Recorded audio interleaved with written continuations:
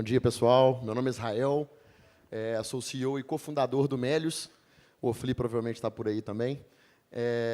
O Melius, para quem não sabe, basicamente, a gente dá cashback quando as pessoas compram em suas lojas favoritas, né? Seja uma loja do e-commerce ou então uma loja física. A gente começou em 2011, focados apenas no e-commerce. Hoje temos parcerias também com lojas físicas, começamos há 2 anos atrás, um modelo totalmente novo para a gente, praticamente uma nova startup. E hoje a gente gera em vendas para as nossas lojas parceiras cerca de 2 bilhões de reais no ano. Saiu daqui. Bom dia, meu nome é Dominique, sou fundador da Amaro. Quem já comprou na Amaro aqui? Fico feliz. Para quem não sabe ainda, a Amaro é uma marca de moda feminina. Nós lançamos as últimas tendências de moda quase cada dia. Trabalhamos bastante com dados e insights dos nossos clientes para desenhar e vender produtos que a gente sabe vão vender. Nós temos 2 canais principais, amaro.com e os aplicativos, e depois o segundo canal são Guide Shops, que são lojas de conceito, onde temos 15 locations hoje. E a gente tenta criar um comportamento omnicanal muito fácil e seamless para comprar, trocar e devolver. Agora o momento, então, é de como é que a gente mobiliza as pessoas e a gente vende o sonho, como é que a gente garante e garante internamente que a gente tem o time de líderes que vai ajudar a gente a tocar um negócio, né? Então, esse é o ponto que a gente traz agora. Eu vou abrir, então, com a primeira pergunta e deixo vocês à vontade para poder construir aí a resposta. A gente vai caminhando nesse sentido, enquanto chegam as perguntas aqui. Em que momento vocês se deram conta de que seriam os seus líderes que escalariam um negócio? Como é que foi essa descoberta para vocês? E o que mudou depois disso? Eu costumo falar para o meu time, né, que eu não nasci CEO, né? A gente aprende a ser CEO todos os dias. Eu, infelizmente, não tive a oportunidade de trabalhar em nenhuma empresa, até tentei, me formei em economia na UFMG e tentei entrar na consultoria júnior, não fui aceito. Tentei entrar no trainee do Banco Santander durante a faculdade também, concorrendo com apenas mais um candidato, mas também escolheram ele, não me escolheram. E tentei entrar numa corretora de valores também, lá de Belo Horizonte, e não deu certo. Foi no meio da crise, né? Que ideia. E aí eu não nasci, né, para ser CEO também, então eu não tive nenhum treinamento e não sabia tecnicamente como cuidar basicamente de nada. Então eu tive que aprender tudo. E eu aprendi foi com as pessoas que a gente colocou no time.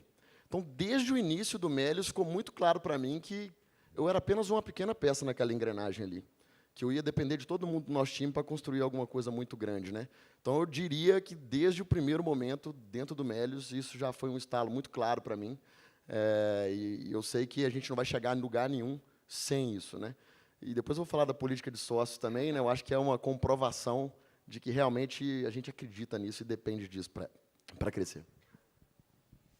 Eu fiz, depois da faculdade, fui trabalhar em Nova York, em Investment Banking, então tive uma formação muito mais de deals e um ambiente que não ajudou tanto com o desenvolvimento pessoal nesse sentido. Então, quando eu depois fundei a Amaro, tive a grande sorte de ter 2 sócios e acho que junto, bem cedo, decidimos contratar pessoas que a gente sabia vão ajudar a gente criar isso, principalmente no lado criativo, moda, áreas onde nós não tínhamos tanto background.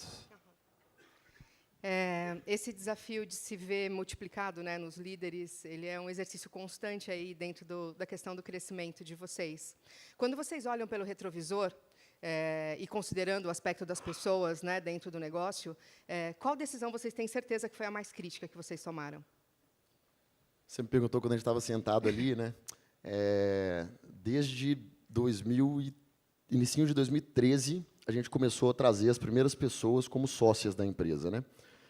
Naquele ano, a gente ainda não tinha um processo muito bem desenhado, mas essa questão de virar sócio do Melius hoje, né, quem está trabalhando com a gente, nos ajudando diariamente, já virou um processo.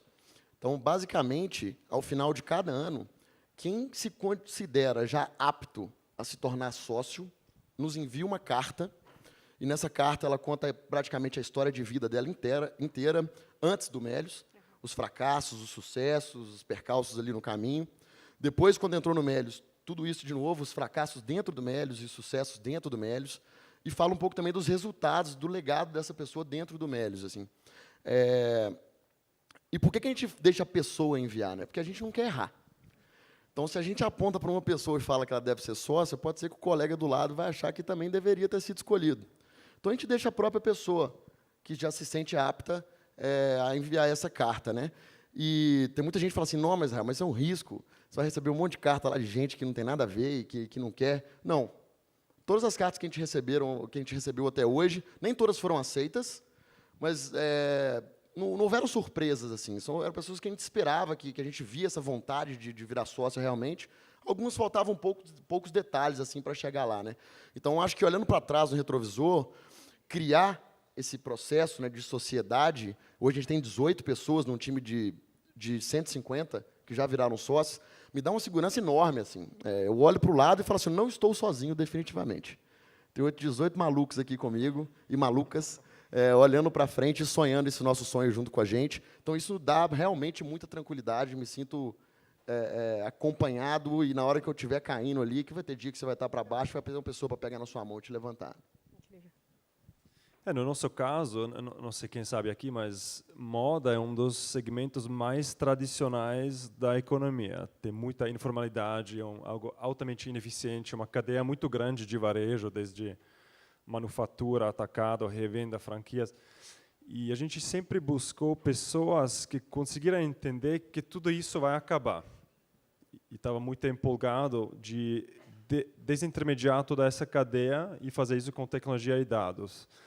Então a gente sempre tentou buscar pessoas do ramo de moda ou de outras áreas que conseguiram visualizar esse futuro e se empolgaram com essa visão de um futuro mais digital e mais direct to consumer.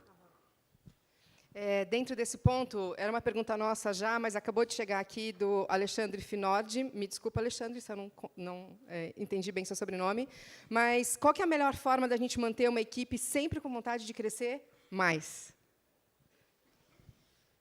Acho que primeiro a gente trabalha um sistema de OKRs, que a gente define em ritmo trimestral quais são as metas e tenta priorizar, não de uma maneira top-down, mas bottoms-up, o que as pessoas acham que a gente deve fazer.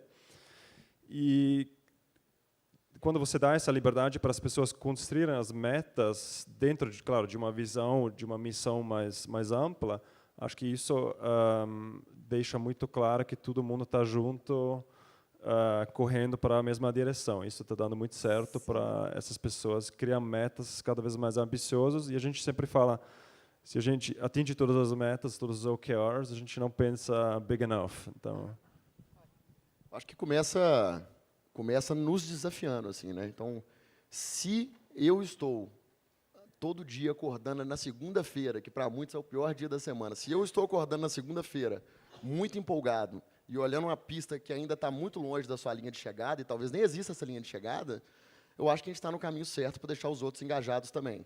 Então, a partir do momento que isso mudar, aí eu vou ter que realmente um grande problema para resolver. Que eu tenho que estar engajado e tenho que passar para o meu time também, né?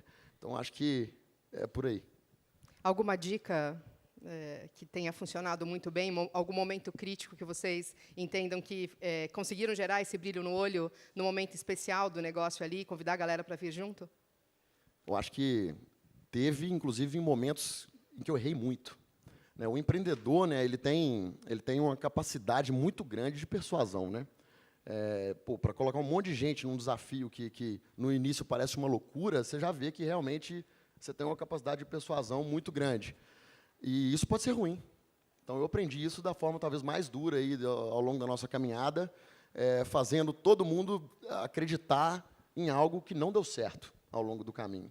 Então, a gente tomou algumas decisões, né, e eu inflamei o time em momentos que não era para ter sido feito isso. Então, dá para ver que realmente, até te dando um exemplo ruim, você tem que tomar muito cuidado, né? Porque senão você leva o time para o lado errado. E o importante é você errar rápido. Então, a gente errou durante pouquíssimos meses. Eu costumo falar lá no Melios que a gente tem uma regra dos 3 meses, né? Que é, de 3 em 3 meses as coisas vão mudar, assim como os OKRs, né? E não é só os OKRs que mudam, tudo pode mudar. Eu comecei esse ano com 9 não diretores, mas 9 pessoas ligadas a mim diretamente. Mudei para 8, e agora estou com 4. Então, até o meu time direto ele vai mudar. Pode ser que no trimestre que vem volte a ser 8 pessoas. Então, é igual um time de futebol, né? Dependendo do jogo que você tem para jogar, você vai entrar com uma escalação diferente.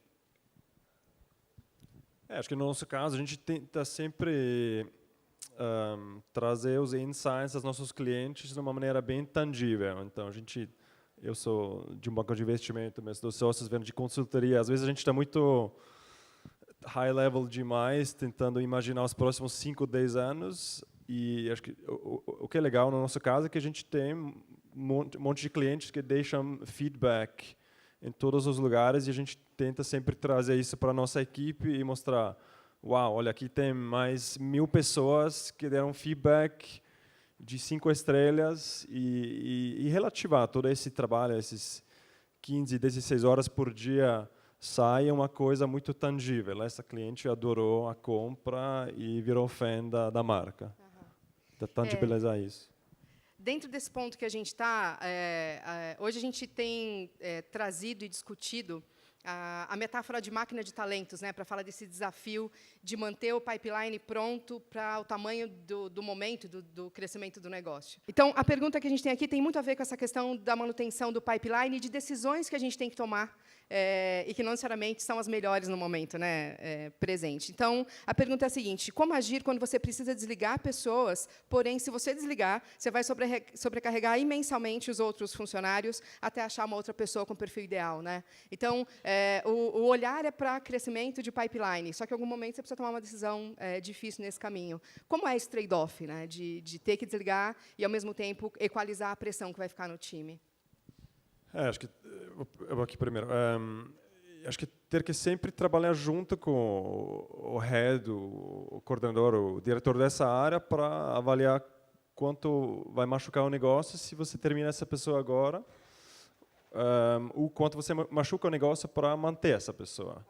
E muitas vezes esse trade-off não é tão claro. Eu acho que a gente tenta ter essa pipeline de candidatos, é algo super difícil, eu acho, no mercado. A gente tenta fazer isso bastante, mas o mercado é tão rápido e a necessidade da empresa muda tão rápido que muitas vezes a pipeline que a gente tinha 6 meses atrás, hoje não vale tanto. Mas a gente tenta muito, eu sempre falo, melhor sofrer nos próximos 3 meses em vez que manter uma pessoa e depois desligar ela é muito mais difícil. Então, acho que a gente... nossa tendência é de desligar no momento e sofrer no curto prazo. Acho que o desafio é maior do que esse ainda, né? Porque nesse caso aí você deu um exemplo de uma pessoa que está sendo desligada e que você não gostaria de perder. Mas quando você tem uma vaga muito importante para preencher, e você não encontrou a pessoa 100% adequada para aquela vaga, você vai contratar uma 80% ou você vai esperar 100% aparecer? A nossa regra de ouro é que a gente vai esperar a pessoa 100% aparecer. Então, a gente não somente vai esperar uma pessoa muito boa tecnicamente para preencher aquela vaga, como também vai esperar a pessoa que tem um fit cultural 100% com a nossa equipe. E a gente sofre. Eu acho que para isso não tem remédio. Então, pode ser que a gente vai passar meses, e a gente já passou, buscando uma pessoa para ocupar determinada vaga, e o time está sofrendo, mas vai sofrer, mas esse time vai sofrer muito mais se a gente colocar uma pessoa que não tem o fit cultural com a empresa, né? Que realmente não possui os mesmos valores. Porque quando você coloca uma pessoa dessa, a pessoa pode ser, poxa, super gente boa, e esse é o pior caso, inclusive, né? Quando você coloca uma pessoa que é super gente boa, trabalha bem, mas vai pecar em alguns pontos da cultura. Ela acaba puxando, talvez, um departamento inteiro, um andar inteiro para baixo. Né? Porque se todo mundo que está lá no Melius tem os mesmos valores, na hora que você coloca uma pessoa diferente ali, o negócio já começa a dar uma sambada. Né? E é difícil demais, assim, realmente dói, mas eu acho que não tem remédio para isso. Até hoje, a gente optou por escalar dessa forma. Os 150, né, que a gente tem hoje passaram por todo o processo, inclusive a entrevista de cultura, né, que é o último passo nosso, que é difícil passar. Tem gente que entra lá no Melius e passa tudo super rápido. Eu falo assim, cara, você não tem ideia. Tanto que é difícil encontrar uma pessoa como você e você entrar aqui. Então, acho que o nosso time hoje ele foi realmente muito bem selecionado. Assim, a gente está muito tranquilo de ter escolhido as pessoas certas, mas deu trabalho e sofremos ao longo do caminho. Tem uma pergunta aqui que acho que complementa exatamente o ponto da conversa que a gente está, e é uma pergunta excelente. em situações de ter que escolher e ter feito uma escolha errada, ter trazido alguém que não estava alinhado com cultura ou não estava no timing do negócio, a pergunta diz quanto é o tempo ideal para a tomada de decisão, né? Mas baseado em tempo que vocês demoraram para decidir essa situação de desalinhamento, ou com cultura ou com fit do negócio do momento mesmo.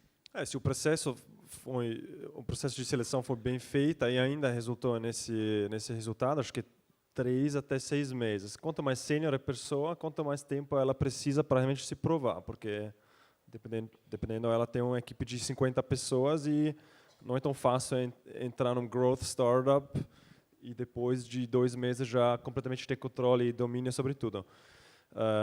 Mas acho que mais rápido melhor. Ok. Eu concordo. Eu também diria de 3 a 6 meses. Infelizmente, às vezes a gente peca e passa. Talvez, no nosso caso, em alguns momentos, por pessoas mais sêniores, que deram muito trabalho para trazer, e a gente ainda fica tentando fazer bater, né, o fit, etc. E, às vezes, a gente erra e passa um pouco desse ponto. Isso é péssimo. Mas eu acho que quanto antes você consertar, melhor. Né? Melhor para a pessoa e melhor para a própria empresa. Eu acho que um negócio que é um ponto super importante de dizer também é que o fato da pessoa não ter um fit cultural com a empresa não significa que ela é uma má pessoa. Uhum. Ela pode ter uma outra empresa que ela tem um fit exato. E ela vai ser muito mais feliz lá. Então, é zero pessoal, né? Totalmente, não existe nada pessoal nisso. Como o Max falou aqui, né, no livro do Ben Horowitz, tem pessoas que talvez vão funcionar na sua empresa ali até quando ela tem 50 pessoas. A partir de 50 até a 150, talvez essa pessoa não vai funcionar mais. Uhum. E isso acontece.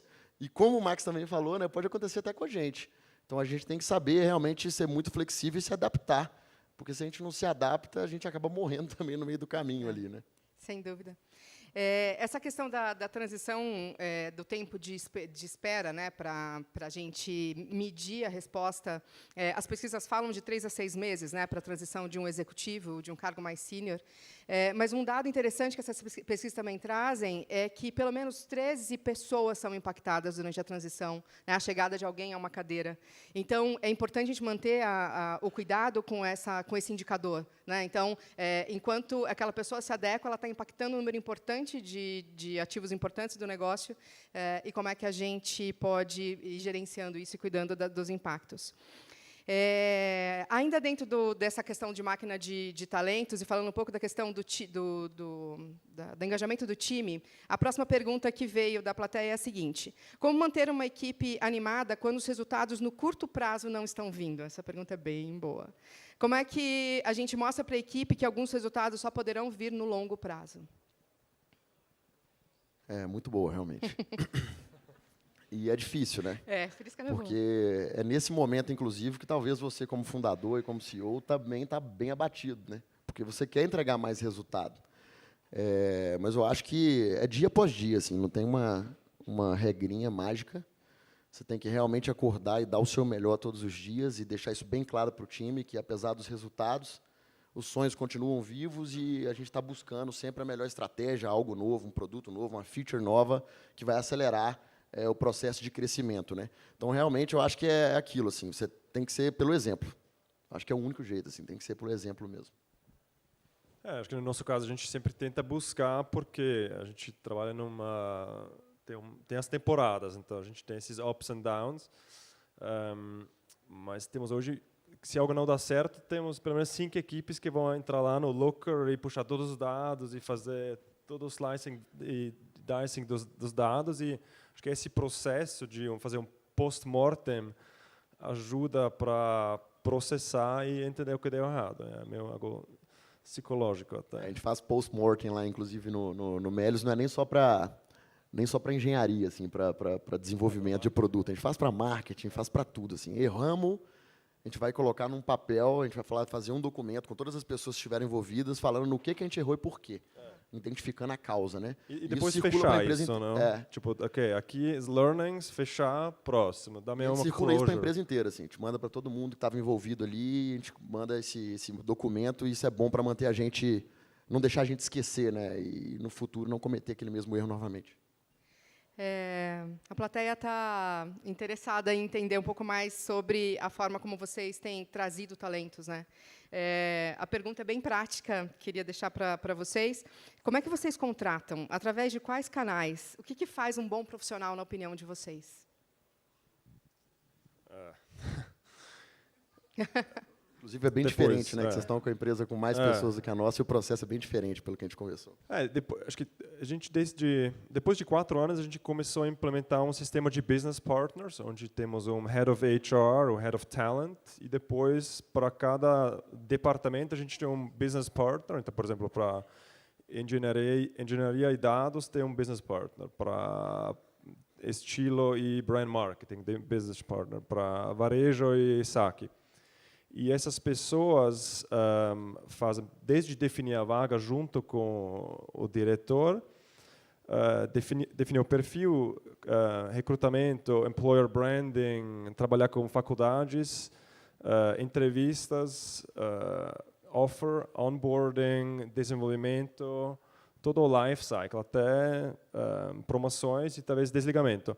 E isso nos, acho que a gente conseguiu entender muito bem o que motiva as pessoas na cada business area, vamos falar, e acho que configurar melhor a equipe. Então hoje acho que a gente trabalha muito para um coach de uma equipe de futebol, né? Você realmente busca exatamente os players certos, tecnicamente cultura, drive e tudo.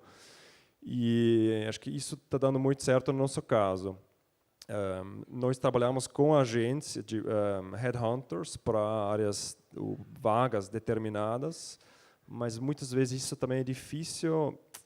E acho que no final o melhor caso é fazer um monte de employer branding, criar muitos meetups e conhecer as pessoas na comunidade dessa business area, para que as pessoas que vêm realmente inbound e o fit é muito bom. Eu acho que esse approach tradicional de headhunting funciona, mas tem que ser muito bem executado. Acho que é algo difícil. O nosso time já é bem mais enxuto, né, de RH, que a gente chama de folks. Você, inclusive, você conhece bem de perto. E como que é o nosso processo lá, assim, né? Como que a gente fez para escalar, sendo que a gente tem várias áreas, né, e diferente de vocês, a gente não tem esses business partners, né? A gente tem lá o que a gente chama de guardiões da cultura. Porque a gente tem uma última etapa do processo seletivo que a gente chama de entrevista de cultura. Então, eu acho que todo o processo ele é bem parecido com todas as empresas. Passa ali pela entrevista técnica, onde alguém técnico daquela área vai entrevistar e vai saber se a pessoa está apta, né, a trabalhar lá com a gente, vai sentar na cadeira certa. E, depois disso, essa pessoa vai para a entrevista de cultura, onde 3 guardiões da cultura, que são pessoas do nosso time, vão entrevistá-la. E essa entrevista ela é bem baseada nas experiências do candidato. Assim, né? A gente faz perguntas em que o candidato vai contar um pouco das experiências dele de vida, e é no meio dessas perguntas que a gente vai tentar identificar os valores, se os valores estão batendo com os do Melius. Assim, né? E é uma entrevista que a gente tem que parar 3 pessoas do time, e é a principal entrevista. Se a gente errar nessa entrevista, a gente pode ter sérios prejuízos ali, né? Tempo e más influências no time, e etc. Então, a gente coloca 3 pessoas, que são esses guardiões. Hoje, eu posso errar esse número aqui, mas são cerca de 15, um pouquinho mais guardiões. De tempos em tempos, a gente faz um processo de treinamento com esses guardiões para garantir que eles estão fazendo a entrevista da forma correta, que eles estão sabendo realmente buscar os valores que a gente quer. Então, a gente escalou fazendo isso. São pessoas de áreas completamente diferentes, inclusive. Se a gente está contratando alguém para o marketing, na entrevista técnica, obviamente, vai ser alguém do marketing que vai estar fazendo a entrevista, mas nessa entrevista de cultura não vai ter ninguém do marketing, porque a gente não quer viés. E é óbvio que um time de marketing que está precisando de alguém está realmente precisando de alguém. E se você coloca essa pessoa ali para falar se o candidato foi aprovado ou não, pode ter algum viés, que é assim, nossa, o cara passou na entrevista técnica, muito bom, está aqui na cultura. Aqui tem uns 2 pontos aqui da cultura que eu acho que ele não está batendo, mas eu vou passar aí.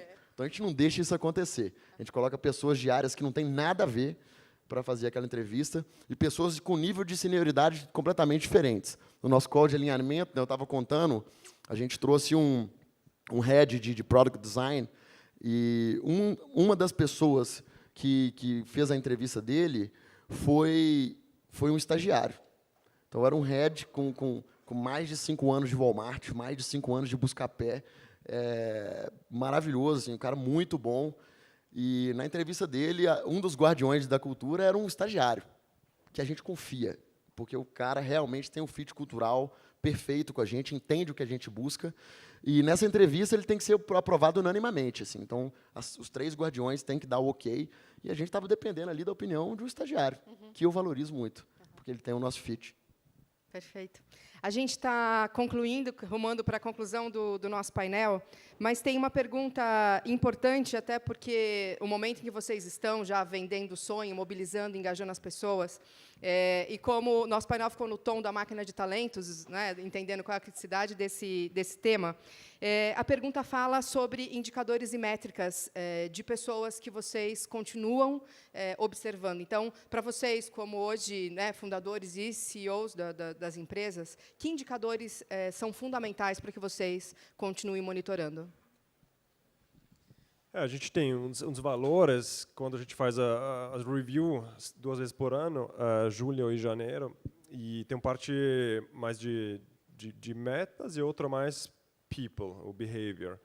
E dentro de people, a gente tem complexidade de atuação, então quanto complexo uma pessoa pode atuar. Tem tipo drive, então quanto uma pessoa está conseguindo buscar a finish line. Outro é leadership e teamwork, e tem uns outros, mas a gente cria uma matrix de expectativas por cargo, e daqui na review, seja 360 ou top-down, todo mundo usa essa matrix para avaliar as outras pessoas, e isso está criando acho que deixa muito claro qual é a expectativa de cada nível ou cargo dentro da empresa. Algo que não nasce overnight, mas acho que tem muitas empresas mais estruturadas no Silicon Valley que usam essa metodologia e fazem isso, deixam isso público dentro da empresa, para que todo mundo sabe qual é a expectativa para cada nível, e é mais fácil também para as pessoas saberem quando eles estão prontos para o próximo passo. Eu acho que, sem dúvida, começa pelos OKRs mesmo, então, questão de resultados.